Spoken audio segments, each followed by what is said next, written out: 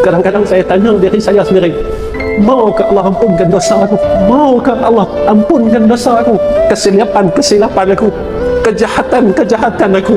Saya pernah tanya tentang diri saya, tapi saya pujuk diri saya, tuan-tuan. Saya kata, Ahmad Nizam, rahmat Allah ni luah.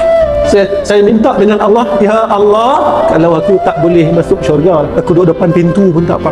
Cuma saya tak mampu untuk masuk neraka Allah. Walaupun aku tak boleh nak dapat nikmat syurga, saya dapat tengok ahli syurga pun jadilah, tuan-tuan.